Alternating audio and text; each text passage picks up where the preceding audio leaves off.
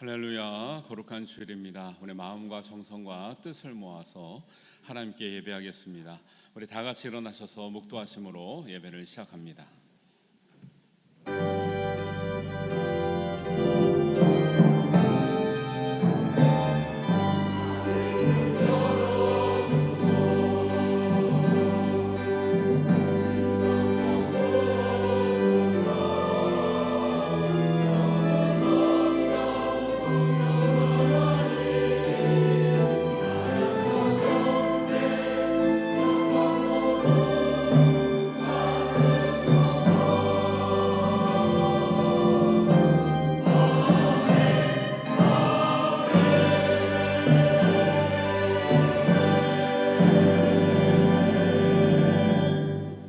내가 항상 주와 함께하니 주께서 내 오른손을 붙드셨나이다.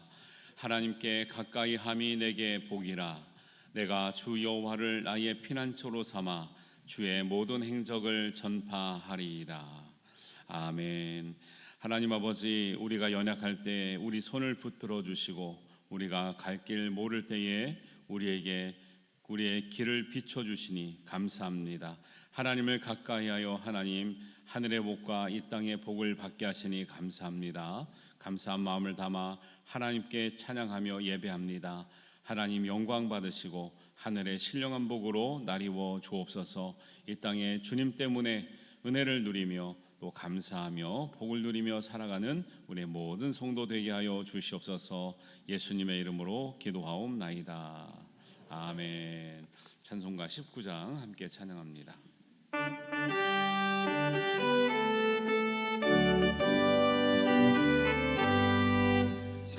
찬송하는 소리 있어 사람 기뻐하도다. 하늘 아버지의 이름 거룩거룩하도다. 세상 사람 찬양하자 거룩하신 하나님께 할렐루야 할렐루야 할렐루야. 아멘. 하나님의 나라 권세 영원토록 있도다. 하나님의 영광 나라 거룩거룩하도다. 하늘 보좌 계신 주님 세상 주관하시도다. 할렐루야 할렐루야 할렐루야. 아멘.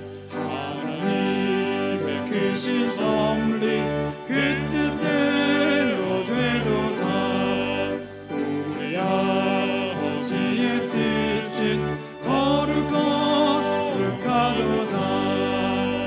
주여 속히 임하셔서 깊은 나를 주옵소서. 할렐루야 할렐루야 할렐루야.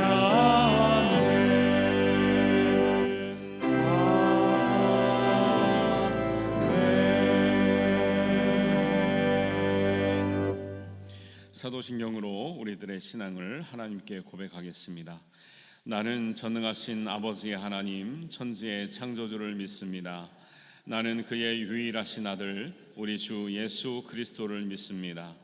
그는 성령으로 잉태되어 동정녀 마리아에게서 나시고 본디오 빌라도에게 고난을 받아 십자가에 못 박혀 죽으시고 장사된 지 사흘 만에 죽은 자 가운데서 다시 살아나셨으며 하늘에 오르시어 전능하신 아버지 하나님 우편에 앉아 계시다가 거기로부터 살아있는 자와 죽은 자를 심판하러 오십니다.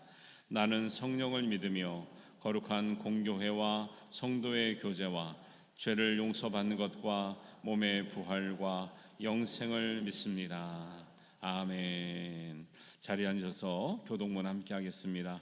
교독문은 34번 시편 81편의 말씀입니다.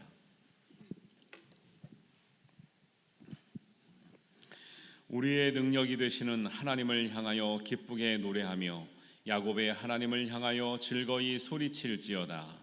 시를 푸며 소고를 치고 아름다운 수금의 비파를 아우를지어다. 초하루와 보름과 우리의 명절에 나팔을 불지어다. 이는 이스라엘의 율례요 야곱의 하나님의 규례로다. 하나님이 애굽 땅을 치러 나가시던 때에 요셉의 족속 중에 이를 증거로 세우셨도다. 거기서 내가 알지 못하던 말씀을 들었나니 이르시되 내가 그의 어깨에서 짐을 벗기고 그의 손에서 광주를 놓게 하였도다. 내가 고난 중에 부르짖음에 내가 너를 건졌고 우레소리의 은밀한 곳에서 내게 응답하며 무리바 물가에서 너를 시험하였도다. 내 백성이여 들으라. 내가 내게 증언하리라. 이스라엘이여 내게 듣기를 원하노라. 너희 중에 다른 신을 두지 말며 이방 신에게 절하지 말지어다. 나는 너를 애굽 땅에서 인도하여 낸 여호와 내 하나님이니 내 입을 크게 열라 내가 채우리라 하였으나 내 백성이 내 소리를 듣지 아니하며 이스라엘이 나를 원하지 아니하였도다. 아멘. 찬송가 529장 함께합니다.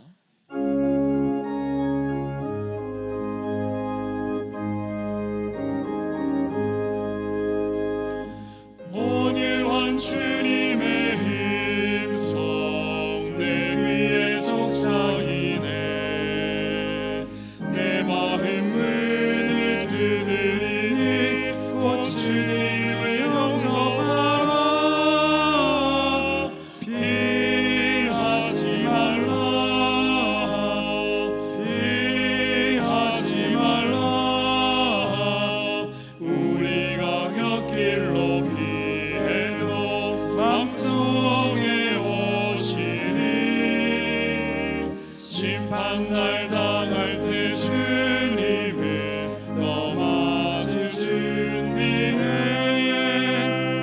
맘속에 주님을 영접하라. 주 영접하라. 사랑의 주 예수 친히 이 땅에는 여호사. 문 밖에서 기다리니 참 놀라운 사랑이라. 피하지 말라. 피하지 말라. 우리가 곁길로 피해도 맘속에 오시니 심판날 당할 때 주님을 너 맞을 준비해. 맘속에 주님을 영접하라. 주 영접하라. 주님이 부르는 음성 널 알아주시나니 회개한 내 임하시어 끝까지 널 도우시네. 피하지 말라. 피하지 말라. 우리가 곁길로 피해도 맘속에 오시니 심판날 당할 때 주님은 너 맞을 준비해. 맘속에 주님을 영접하라. 주 영접하라. 주님의 은혜를 받고 너 주를 영접하라. 마음을 활짝 열어놓고 너 주님을 영접하라. 피하지 말라. 피하지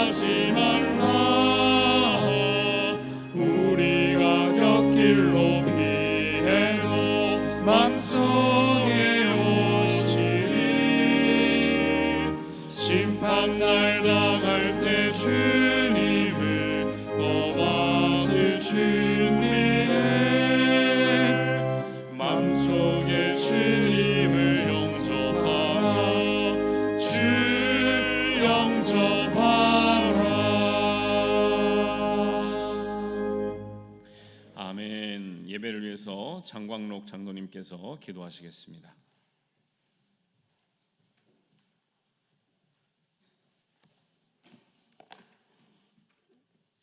사랑과 은혜가 충만하신 하나님 아버지, 오늘도 하나님의 전에 나와 예배 드릴 수 있는 은혜를 허락하여 주셔서 감사드립니다.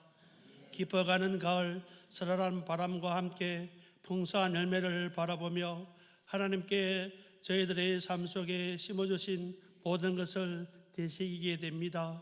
하나님, 저희들의 마음과 생각을 오늘 예배 가운데 오로지 하나님께 향하게 하시고 말씀과 찬양을 통해 저희들 안에 믿음의 뿌리가 더욱 깊이 내리지게 하옵소서. 하나님, 누군가는 미래를 불안하고 고민 속에서, 누군가는 무기력해하고 선택의 갈림길에서 방향을 잃고 방황하고 있습니다. 그 모든 순간 속에서 하나님을 의지하게 하시고 말씀과 기도로 마음을 다져 믿음의 뿌리를 깊게 내리게 하옵소서. 각자의 삶 속에 성령님의 인도하심을 경험하게 하시며 결단과 헌신을 통해 주님의 뜻을 실천하는 믿음의 용기를 허락하여 주시옵소서. 하나님께서 사랑하시는 김덕주 담임 목사님을 하나님의 은혜로 덧입혀 주시기를 간절히 원합니다. 날마다 하나님의 음성을 듣고 말씀을 준비하게 하시며 선포되는 말씀 속에 능력과 위로가 충만케 하시고 영육 간의 간근함으로 목회의 자리에서 기쁨으로 충성하게 하옵소서. 하나님, 창원절교회 여러 사역자를 위하여 봉사자들이 기억하여 주시옵소서.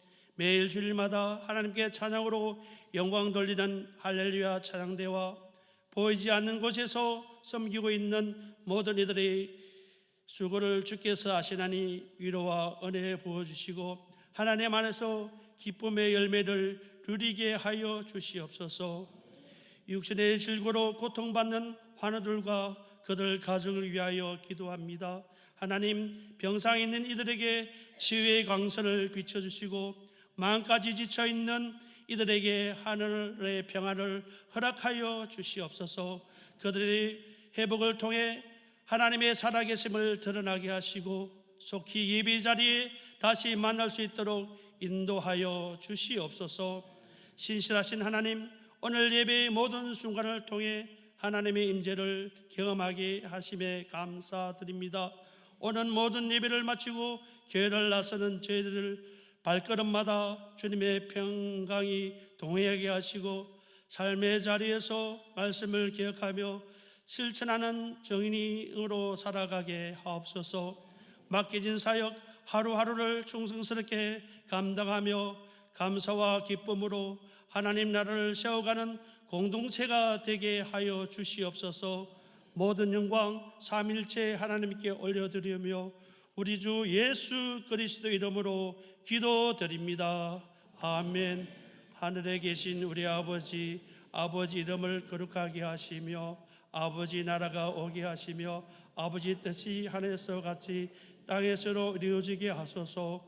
오늘 우리에게 일용할 양식을 주시고 우리가 우리에게 잘못한 사람을 용서해 준 것 같이 우리 죄를 용서해 주시고 우리를 심에 빠지지 않게 하시고 악에서 구하소서. 나라와 권능과 영광이 영원히 아버지의 것입니다. 아멘.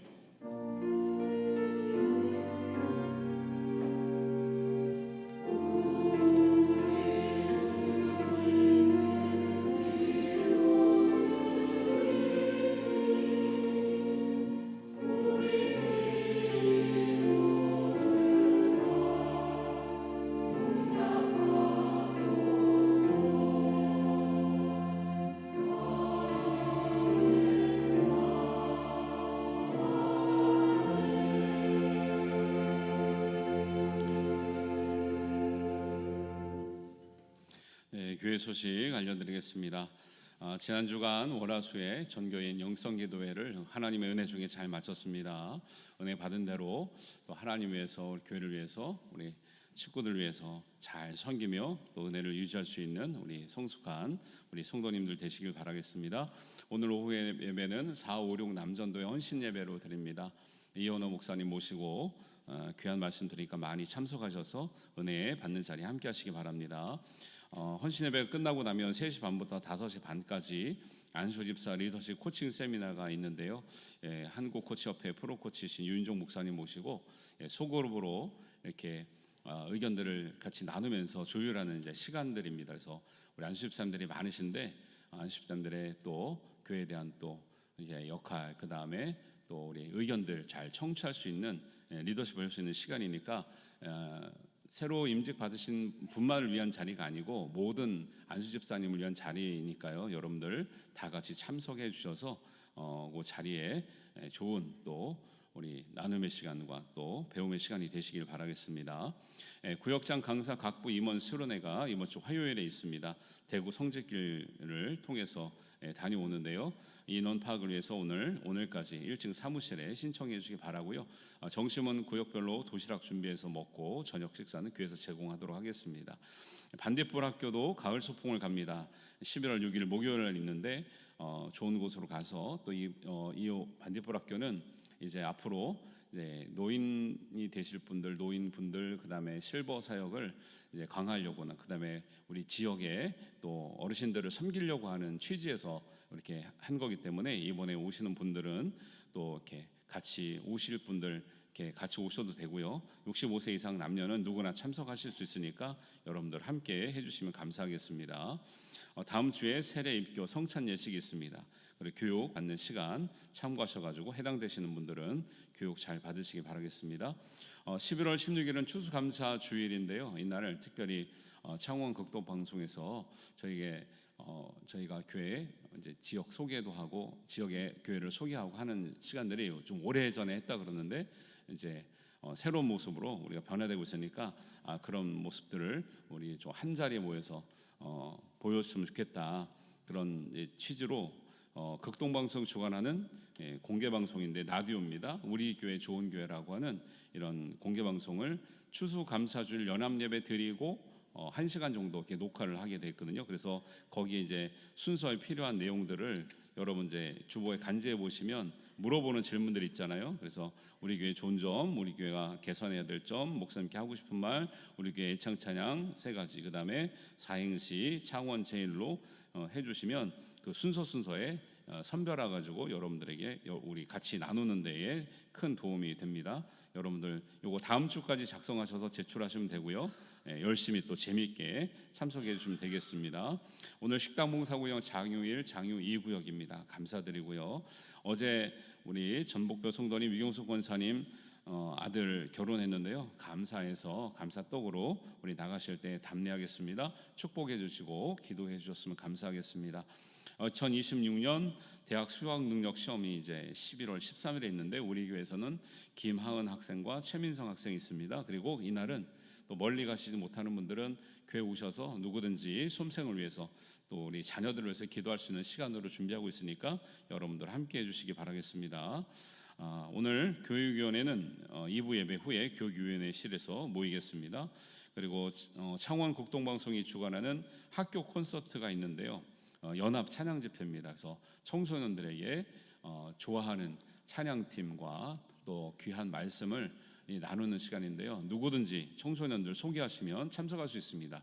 여기 가까운 상남교회에서 하니까요. 여러분들 기도해 주시고 우리 교회 청소년들도 이렇게 많이 참여했으면 좋겠습니다. 경남지방의 권사회가 정기 원래가 화요일 날 오전 11시에 밀양교회에서 있습니다. 그리고 경남지방의 여전도의 연합회 원래가 11월 17일 오전 11시에 새소망교회에 있었습니다. 참석하실 분들은 미리 말씀하시고 참석해 주시면 감사하겠습니다. 우리 가까이 계신 분들과 또 앞뒤로 좌우로 인사하겠습니다. 반갑습니다. 잘 오셨습니다. 환영합니다. 축복합니다. 사랑합니다. 반갑습니다.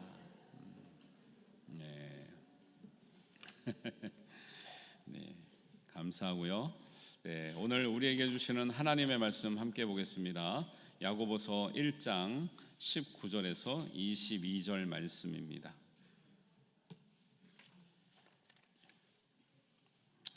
야고보서 1장 19절에서 22절 말씀을 우리 한 목소리로 봉독합니다. 내 사랑하는 형제들아, 너희가 알지니 사람마다 듣기는 속히 하고 말하기는 더디하며 성내기도 더디하라. 사람이 성내는 것이 하나님의 의를 이루지 못함이라.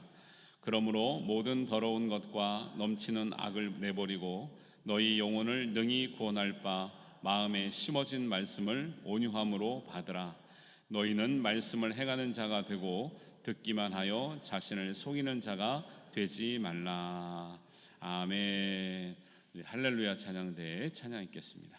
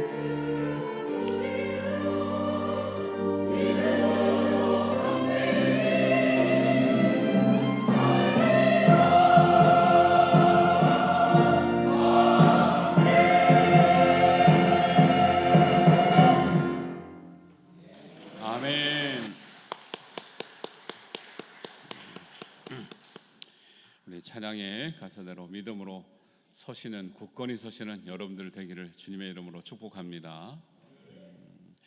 성령의 8번째 열매를 온유라고 성경은 말씀하고 있습니다.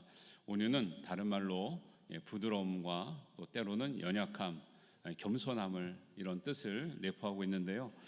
요즘 시대에 나를 드러내야 되고 강한 사람을 요구하고 또 리더십 있는 사람을 요구하는 이 시대에 이렇게 연약하고 부드러워서는, 겸손해서는 과연 우리가 살아가는 데 도움이 될까 하는 걱정도 됩니다. 사람들에게 권리를 빼앗기거나 아니면 치여서 피곤해지는 인생이 아닐까 생각이 됩니다. 온유가 이런 것이라면 성령의 열매인 온유가 우리가 어떻게 우리가 인식하고 받아들여야 되는가 고민이 됩니다. 이런 문제가 우리 시대뿐만 아니라 사도 바울의 시대에도 있었습니다. 그 당시에는 로마 제국이 온 세상을 다 다스리고 있던 시대잖아요. 그래서 사람들에게 이상적인 모델이 되는 인물이 뭐냐면 로마 군인이었습니다.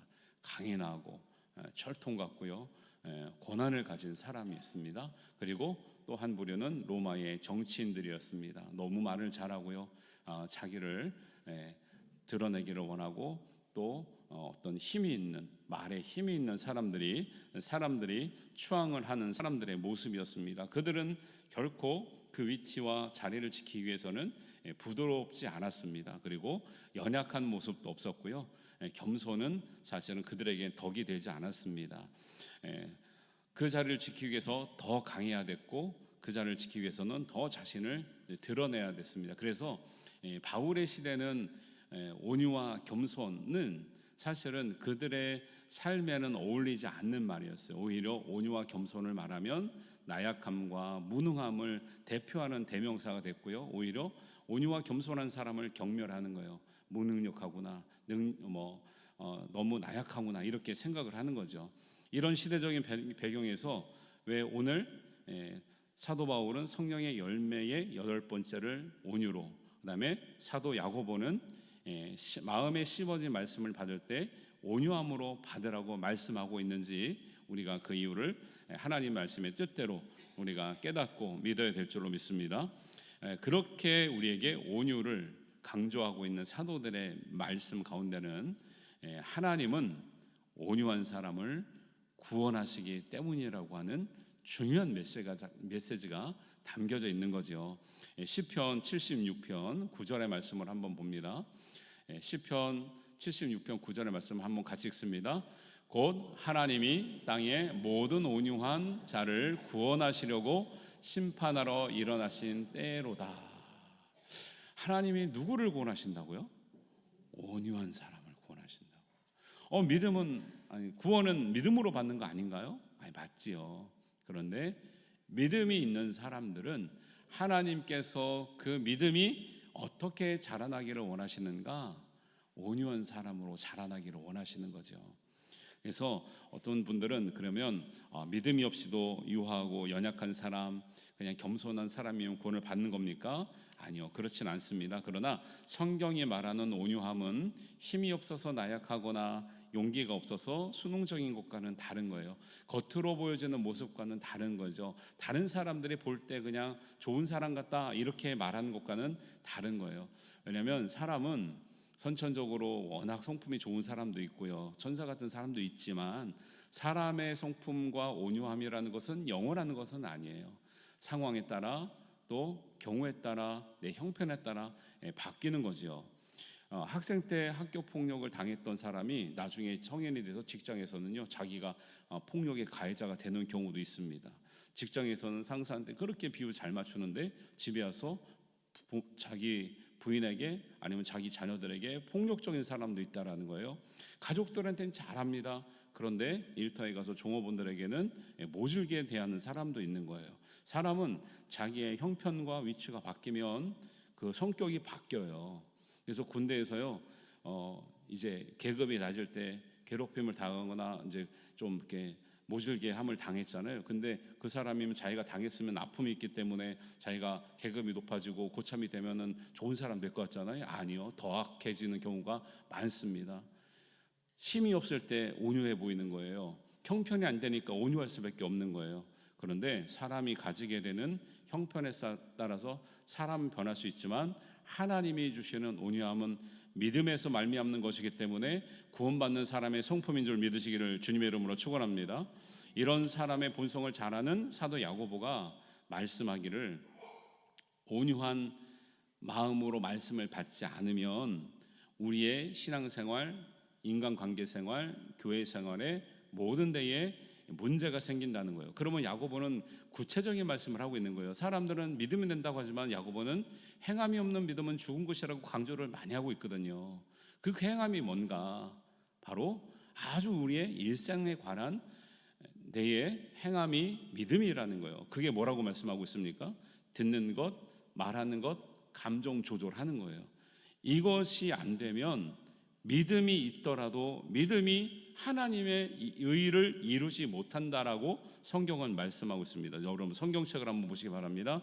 야고보서 1장 19절과 20절입니다.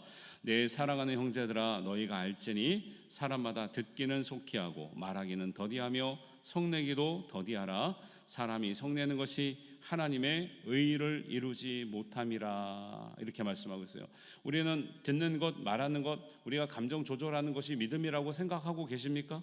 그렇게 생각 잘 안 해요. 믿음이 있으면 되지, 내가 이런 것까지 완벽해야 돼?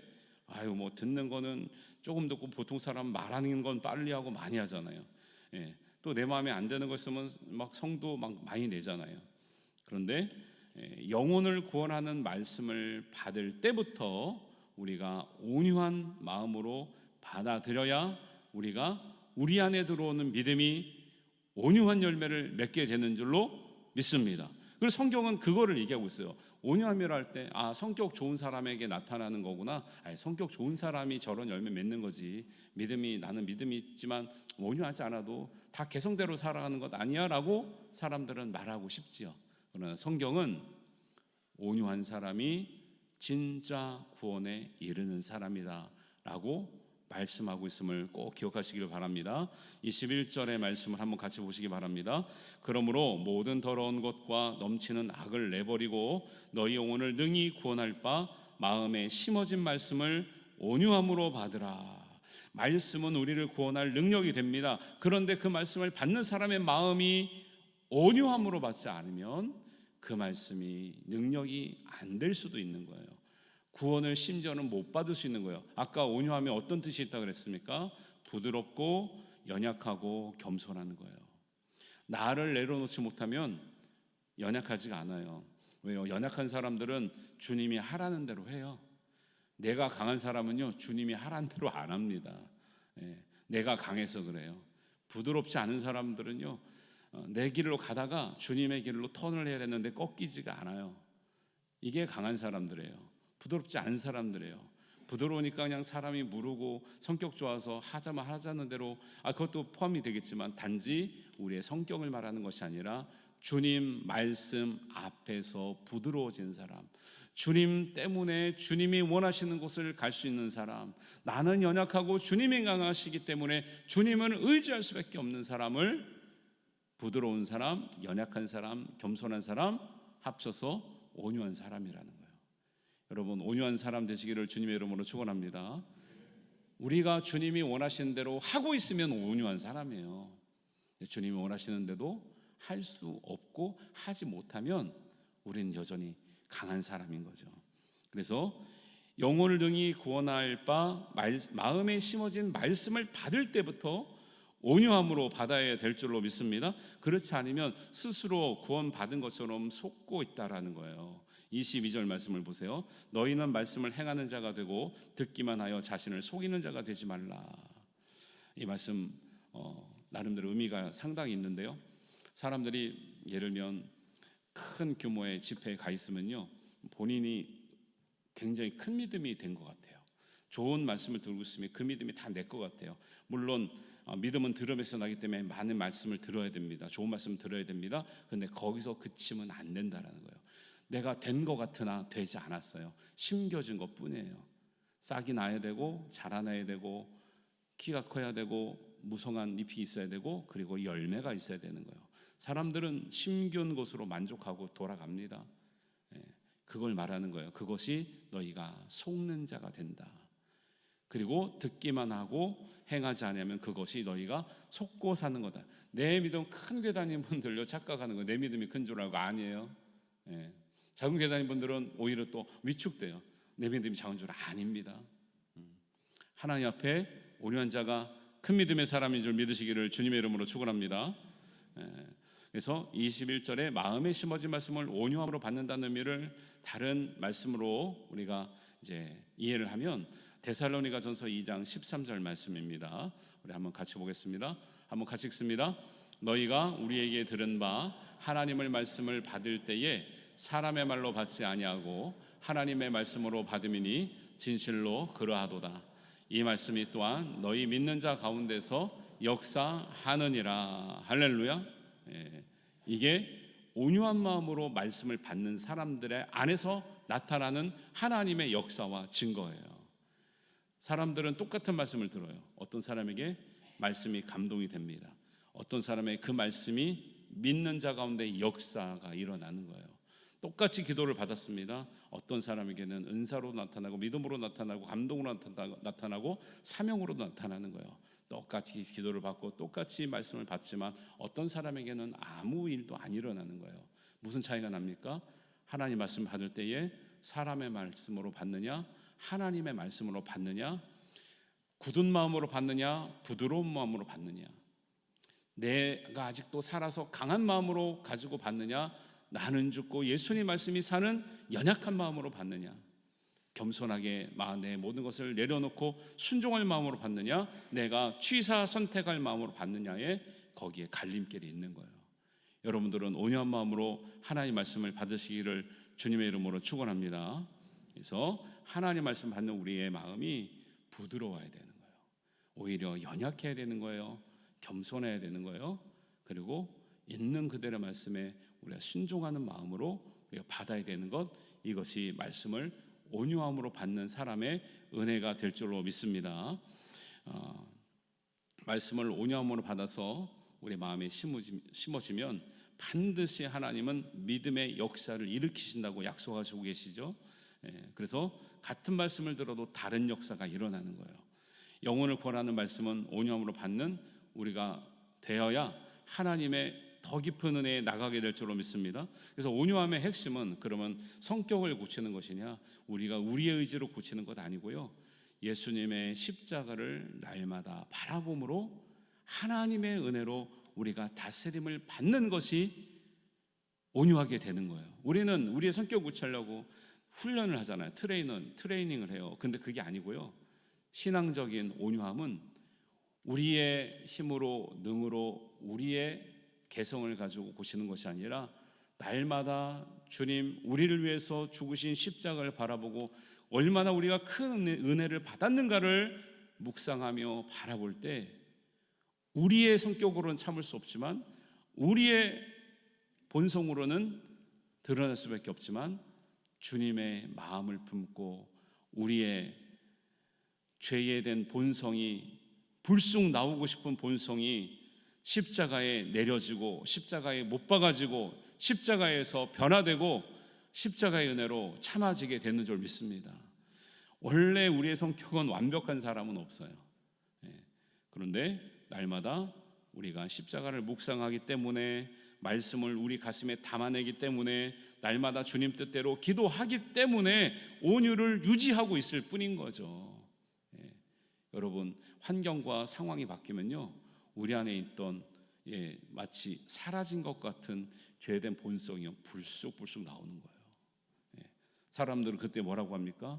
그때 나도 몰란다, 내가 우발적이었다, 계획하지 않았다. 그렇지만 그것이 우리 사회에서 얼마나 끔찍한 일로 벌어진 줄 알잖아요. 다 우발적이었다는 거예요. 다 계획하지 않았다는 거예요. 그런데 그렇게 끔찍한 일을 벌일 정도로 우리 속에는 악하고 분노와 과격하고 공격적이고 폭력적인 말과 행동들이 우리 속에 여전히 있다라는 거예요.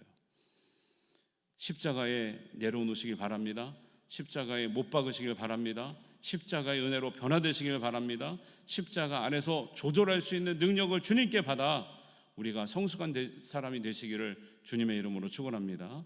그래서 온유한 사람은 십자가에 붙들린 사람이지 그냥 타고난 성품이 좋은 사람이라고 말하고 있지 않다라는 거예요.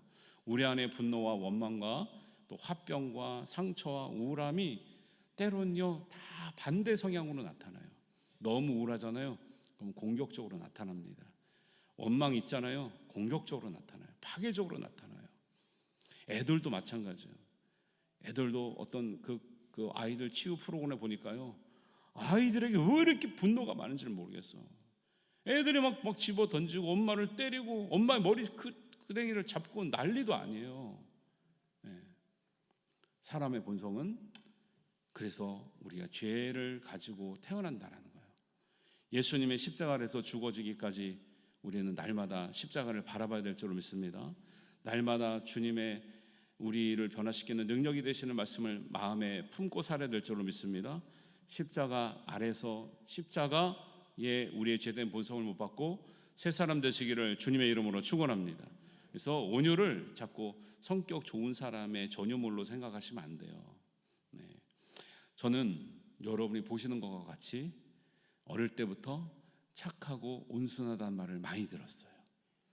또 아니라고 이렇게 저으시면 안 돼요. 그냥 믿어주세요. 제가 되게 온유한 사람인 줄 알았어요. 근데 혈액형 검사를 초등학교 때 했는데 온유한 혈액형이 딱 나왔어요. 착하고 얌전하고 이런 혈액형이 있어요. 근데 고등학교 때 헌혈하기 위해서 혈액형 검사를 했는데 혈액형이 바뀌었어요. 그래서 저는 예수님 믿고 나니까 피가 바뀌는구나 생각을 했는데 알고 보니까 검사를 잘못한 거더라고요. 혈액형 여러분 조심하셔야 됩니다. 그러니까 사람들 고정관념 있는 거예요. 어떤 혈액형이 나오잖아요. 그러면 그런 사람인 줄 알아 자기가. 아니에요. 혈액형 바뀌었잖아요. 고등학교 때 제가 바뀐 혈액형으로 살고 있잖아요 지금. 그래서 그거는 사람마다 다 다른 것인데 어쨌든지 제가 형들 누나들이 많은 가운데서 자라났기 때문에 사실은 제가 뭐 제 성질을 낼 수가 없는 거죠. 나이 차이가 많이 난 형들 누나들이 앞에 양 쭈루루 있기 때문에 어디 제가 뭐 성질을 냈다가는 부모님한테 혼나기 전에는 형제들한테 벌써 다 압제를 당하고 있기 때문에 못했어요. 그러다 보니까 온순해진 것도 있고 그래요. 저는 그래서 정말 제가 착한 사람인 줄 알았어요. 네, 그러다가 결혼했는데 제가 집사람에게 화를 내고 있더라고요. 소리를 지르고 있는 거예요. 애들을 낳았어요. 애들을 키우면서 제가 애들한테 고함을 지르고 있는 저의 모습을 발견한 거예요. 제가 사역 이제 부교육자 때 전사님들이 제 밑에 많았거든요. 한 8명 이제 같이 일했는데 제가 원하는 목표에 해당하지 않으면 이것도 일이라고 하냐고 제가 보고서를 던진 적도 있어요. 죄송합니다. 제가 그 다음에 한 1년 지나서 우리 전사님들 제가 많이 이제 그 사과도 하고 제가 이렇게 하는 것이 사역이 아니구나. 왜? 워낙 이제 큰 교회에서는 이 목표 달성을 위해서 너무 막 이렇게 푸시를 많이 하기 때문에 어쩔 수 없이 저희도 그렇게 해야만 되는 줄 알고 저는 또 그렇게 해왔기 때문에 모든 사람이 그렇게 해야 할 수 있는 줄 알고 했어요. 그때 제가 제일 싫어하던 말이 그거예요. 칭찬은 고래도 춤추게 난 말 제일 싫어했어요. 왜냐? 뭐 칭찬할 게 있어야 칭찬을 하지. 저는 이렇게 생각을 했어요. 내가 칭찬 안 하면서. 그런데 지나고 나니까 그게 아니더라고요. 칭찬을 받을 만해서 칭찬하는 게 아니라 칭찬하는 사람의 인격이 성숙하기 때문에 칭찬을 하는 거구나라는 것을 깨달았어요. 그런데 성숙이 안 된 사람들은 뭐라고 얘기해요? 칭찬할 게 있어야 칭찬을 하지. 이렇게 부족한 나를 전도사 시절 때부터 다시 깨닫게 된 거예요. 그전까지는 내가 굉장히 훌륭한 전도사인 줄 알았어요. 그전까지는 제가 굉장히 훌륭한 목사인 줄 알았어요. 그런데 실제적으로 가장 가까운 사람한테 보여지는 내 모습 가운데 나의 한계가 있음을 알게 된 거예요. 아직도 변화되지 못하고 있는 성품이 있다는 걸 발견한 거예요. 대부분 우리나라 사람들은 그게 약간 분노와 화 이런 데에 연관이 많이 돼 있습니다. 회심은 고등학교 때 했는데 우리의 성품은 여전히 부족한 거죠. 모난 성품은 하루아침에 변화되는 게 아니에요. 그래서 온유와 모든 성령의 열매를 열매라고 비유하시는 거예요. 열매는 심어지자마자 나는 게 아니죠. 싹이 난다고 싹에서 열매가 달리는 게 아니죠. 나무가 컸다고 금방 열매가 맺어지는 게 아니에요. 나무가 완전히 자라고 풍성해지고 시간이 걸려야 열매가 맺히는데 첫 열매가 맛있어요. 한 2년 3년 지날 때가 더 맛있다 그래요? 2년 3년 지난 게 맛있다 그러던데 네, 처음 열매 나는 거는 조금 어설프고 조금 덜 익은 맛이 나고 좀 떫은 맛도 나고 근데 그 다음에 날 때가 훨씬 더 맛있는 과일이 난다 그러잖아요. 여러분 하나님 말씀 구원의 말씀 우리 안에 이미 심어졌어요. 그런데 싹이 나는 것으로 만족하지 않았으면 좋겠습니다. 그냥 줄기가 좀 난다고 해서 만족하지 않았으면 좋겠습니다. 열매 맺을 때까지 주님 앞에 십자가 바라보시고 계속 말씀으로 양분을 주시고 또 하나님의 기도와 찬양으로 우리를 풍성하게 하시면 반드시 하나님은 하나님 말씀으로 받는 자에게 믿음으로 역사하여 풍성한 열매가 되게 하실 줄로 믿습니다. 온유의 열매를 맺으시기를 주님의 이름으로 축원합니다. 이런 것들이 우리에게 요구되시는 하나님의 말씀이다라는 거예요. 성령의 열매의 온유를 우리가 단지 개인적인 성향의 문제라고 치부할 수 없는 이유가 있어요. 온유한 사람에게 구원을 베푸신 은혜도 있고, 그 온유함은 정말 십자가를 날마다 바라볼 때 우리가 변화되는 영적인 성품이기도 하고요. 그리고 예수님은 우리가 반드시 온유와 겸손을 배우는 사람이 되기를 원하신다라는 거예요. 마태복음 11장 29절을 한번 같이 보겠습니다. 마태복음 11장 29절 같이 읽습니다. 나는 마음이 온유하고 겸손하니 나의 멍에를 메고 내게 배우라. 그리하면 너희 마음이 쉼을 얻으리니. 이 말씀 앞에가 무슨 말씀이 있는지 아시죠? 수고하고 무거운 짐을 진진 자들아 다 내게로 오라. 내가 너희를 쉬게 하리라. 너희가 정말 감정의 무거운 짐, 세상의 무거운 짐 벗어버리려면 그냥 그건 보이는 짐이 아니잖아요. 그런데 예수님의 마음 자체인 그 온유함과 겸손을 우리가 배울 때 우리의 감정의 짐, 우리의 분노의 짐, 슬픔의 짐, 우리가 세상의 고뇌의 짐들이 다 내려놔진다라는 거예요. 그리고 이 멍에가 가벼워진다라는 거예요. 그래야 우리에게 진정한 쉼이 있다는 것을 예수님은 꼭 나에게 와서 배우라는 거예요. 온유함이 없는 사람에게 어떻게 온유함을 배우겠습니까? 사람은 다 부족해요. 사람에게 배울 수 없는 거예요. 그래서 우리가 정말 성령의 열매인 온유함은 성령의 열매를 가지신 예수님께 나가야 우리가 배우게 될 줄로 믿습니다. 그래서 십자가를 날마다 바라보아야 온유가 우리에게 전달이 되는 거예요. 예수님은 할 말이 많으셨지만 하지 않으셨지요. 재판장에서도 제자들에게, 핍박하는 사람들에게. 예수님이 하나님의 능력을 가지시고 12군단이 되는 천사를 내려보내서 내가 안 잡혀가게 할 수 있고 십자가에 내려올 수도 있지만 예수님은 겸손하여서 그렇게 하지 않으셨죠. 예수님의 마음을 배워야 우리의 세상의 무거운 짐과 우리의 감정의 무거운 짐과 우리의 모든 영적인 짐이 벗어지게 될 줄로 믿습니다. 예수님은 우리에게 온유와 겸손을 반드시 배워야 된다고 말씀하셨지 너희가 선택하는 것이라고 말씀하지 않으셨어요. 그 다음은 예수님께서 우리에게 말씀하시기를 온유한 자가 복이 있다고 말씀하셨어요. 마태복음 5장 5절입니다. 같이 읽습니다. 온유한 자는 복이 있나니 그들이 땅을 기업으로 받을 것임이라. 여러분, 온유한 자가 되시면 하나님의 은혜와 복이 있는 줄 믿습니다. 온유한 자는 자라야 땅을 관리하는 거예요. 온유한 자는 겸손하고 나는 연약하지만 하나님의 은혜를 구하여 심는 것을 심고 내 방법이 아니라 하늘에서 내려주시는 은혜를 구하고 땅을 연결게 하시는 하나님의 도우심을 구하여 성실한 농부가 되는 거예요.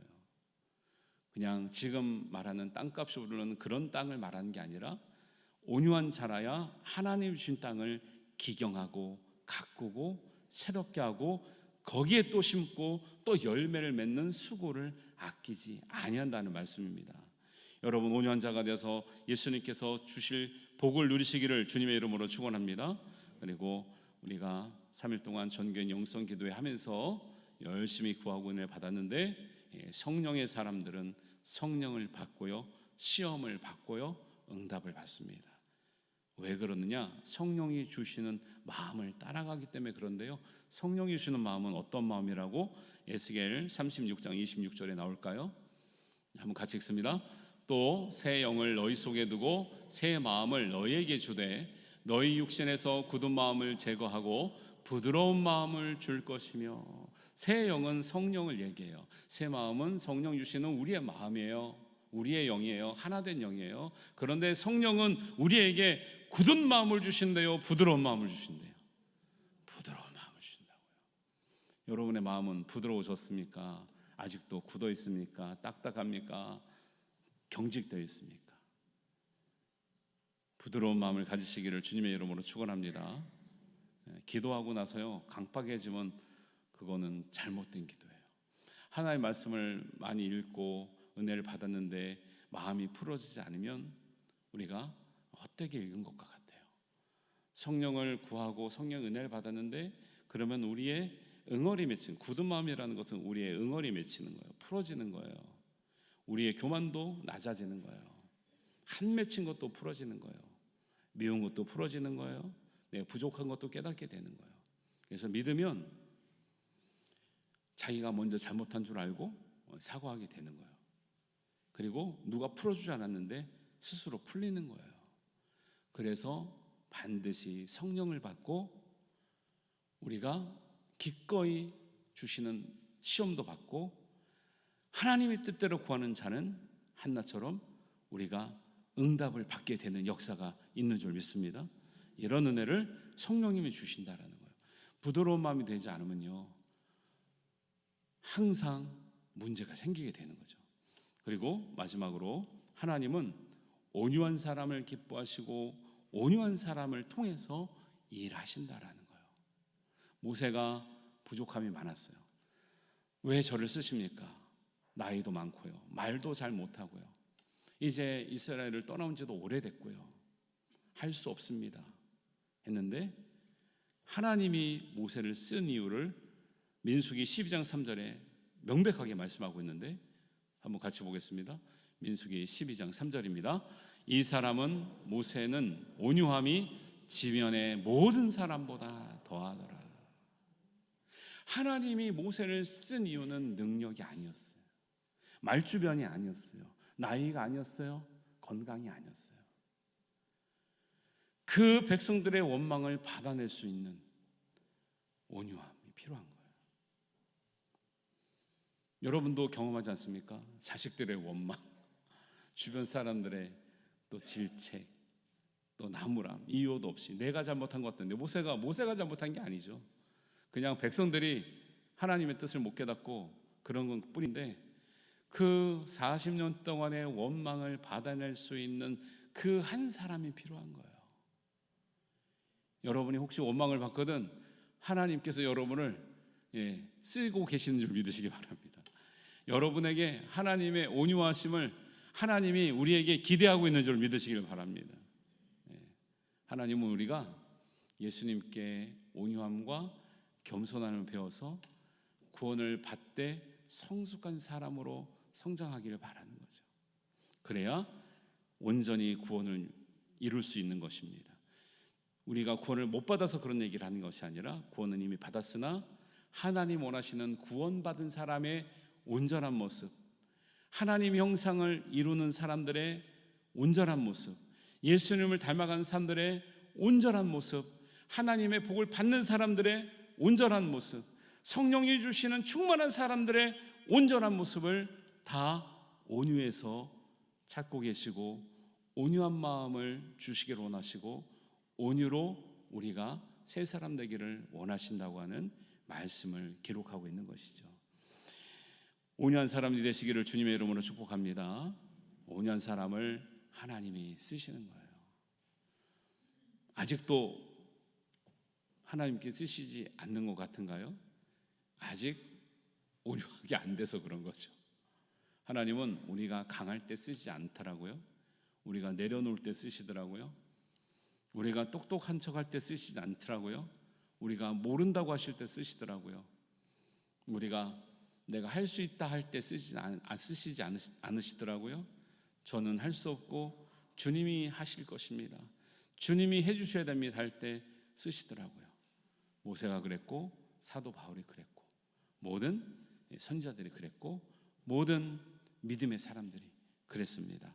우리 모두 성령께서 주시는 온유의 열매로 온전하게 구원을 얻고 또 풍성한 열매를 맺음으로 저와 여러분, 우리 교회, 우리 가정, 또 우리 이웃들에게 하나님의 영광이 드러나는 은혜가 있기를 주님의 이름으로 축복합니다. 기도하겠습니다. 여러분, 우리 기도할 때요, 우리가 아직 변화되지 못한 우리의 죄된 모습과 성품이 있습니까? 하나님, 이제는 변화되게 하옵소서. 반드시 주님의 온유와 겸손을 따라 우리가 성숙한 모습으로 하나님께 복을 누리고 쓰임을 받고 성령의 충만함이 우리의 온유함으로 드러나게 하여 주옵소서. 우리의 온유함을 통해서 우리의 교회와 우리 가정과 일터와 우리 이웃들에게 주님이 드러나는, 하나님의 선하심이 드러나는 주님의 손과 발이 되게 하옵소서. 우리 한 마음으로 기도하겠습니다. 아버지 하나님, 우리의 성품을 다스려 주옵소서. 성령의 능력은 우리의 성품을 변화시키신다고, 우리에게 영적인 성품의 열매를 맺게 하신다고 말씀하시는데, 우리가 여전히 죄된 성품에, 악한 성품에, 또 때로는 분노하는 성품에, 우리가 격정적인 성품에 매여 있음을 고백합니다. 하나님, 우리의 부족함과 연약함을 아시는 주님께서 하나님 우리를 불쌍히 여겨주시고 우리의 부족한 부분을 채워주시며 모난 부분을 다듬어 주시고 하나님 온전케 하여 주옵소서. 항상 하나님의 성품을 드러내는 우리의 삶이 되게 하시고 신앙 고백이 되게 하시고, 하나님 날마다 십자가를 바라보며 하나님 아직도 주님의 십자가를 내려놓지 못했던 우리 분노와 원망과 우리의 화와 상처와 우울함과 우리의 과격함이 하나님 내려지게 하여 주옵소서. 십자가에 못 박히게 하여 주옵소서. 하나님 새 사람으로 거듭나게 하여 주옵소서. 성령이 주시는 부드러운 마음을 가지고 아버지 하나님 모든 일에 주님의 아버지 하나님 쓰시는 바가 되는 하나님의 손과 발이 되게 하여 주옵소서. 예수님의 겸손과 온유를 따르는 우리의 복된 하나님의 자녀요 제자들이 되게 하여 주시옵소서. 하나님께서 우리를 통해서 역사하시며 믿음으로 이루실 줄로 믿사옵고 예수님의 이름으로 감사하며 기도드리옵나이다. 아멘. 우리 다 같이 일어나셔서 우리 찬송하시면서 봉헌하시겠습니다.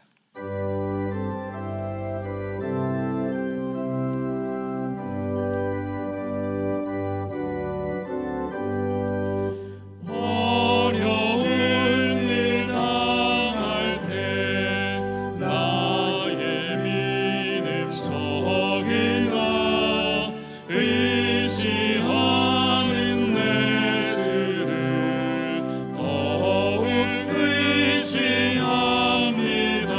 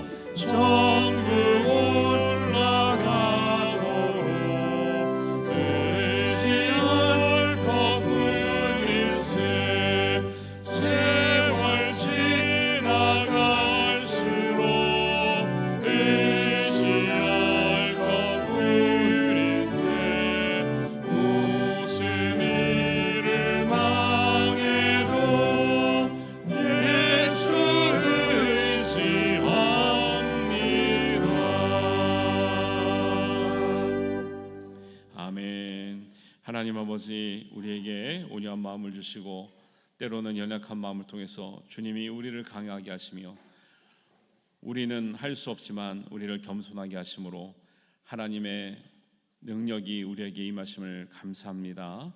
우리가 온유한 사람의 열매를 맺는 사람이 되어서 정말 주님께로 배우며 우리의 무거운 멍에의 짐을 다 내려놓으며 하나님께 복을 받으며 성령의 마음을 가지고 살아가는 은혜가 있게 하여 주옵소서. 그 은혜에 감격하여 하나님 앞에 나올 때마다 하나님, 세상에서 가장 귀하게 여기는 물질을 하나님 앞에 거룩한 것으로 구별하여 우리의 마음과 뜻과 정성을 또 우리의 힘을 다하여 하나님께 올려드립니다.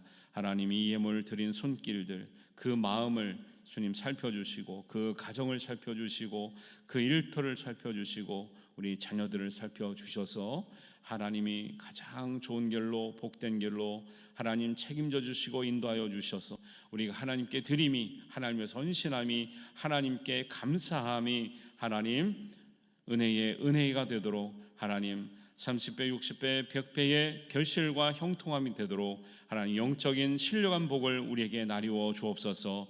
이 땅에서 하나님, 이 땅에서 누릴 수 있는 하나님의 복도 누리게 하여 주옵소서. 우리의 편안한 삶을 위해서가 아니라 하나님 나라를 위해서, 복음 증거를 위해서, 새 생명을 위해서, 구원을 위해서 우리가 쓰고 아버지 베풀며 섬기며 나눌 수 있는 넉넉한 마음과 드릴 수 있는 넉넉한 은혜 있게 하여 주시옵소서. 오늘도 하나님 병상에서 하나님 고통 가운데 있어서 나오지 못하는 우리 식구들을 기억하여 주시고 치료 가운데 있는 식구들을 위로해 주시고 두 손으로 잡아주시며 일으켜 주시며 고쳐 낫게 하시는 은혜를 베풀어 주시옵소서. 하나님 말씀을 믿음으로 받고 믿음 위에 역사하시는 하나님의 은혜를 맛보아 알게 하여 주시옵소서. 하나님의 능력을 체험하고 하나님을 더욱 찬양하며 고백하며 간증하며 증거할 수 있는 믿음의 증인들이 되게 하여 주옵소서. 낙심되어 있는 가정을 일으켜 주시고 하나님 갈 길 몰라 방황하는 우리의 자녀들을 빛의 길로 인도하시며 우리의 발에 등과 빛이 되어 주시옵소서. 하나님 고민하고 있는 우리의 모든 성도들, 마음 아파 있는 성도들, 상처 있는 성도들, 하나님 무거운 짐을 다 내려놓고 주님께서 쉼의 은혜를 누릴 수 있는 은혜를 허락하여 주시옵소서. 하나님께서 예물이 쓰이는 곳곳마다 사랑과 은혜와 구원과 축복과 형통의 은혜로 함께 하실 줄로 믿사오며 우리 주님 예수님의 이름으로 기도하옵나이다. 아멘. 온유한 마음을 품고 성령을 따라 행하며 예수님께 배우기를 원하는 여기 모인 모든 사랑하는 성도들 위해 예수 그리스도의 은혜와 하나님 아버지의 극진하신 사랑하심과 성령님의 감화 감동하심이 지금부터 영원까지 함께 하시기를 간절히 축원하옵나이다. 아멘.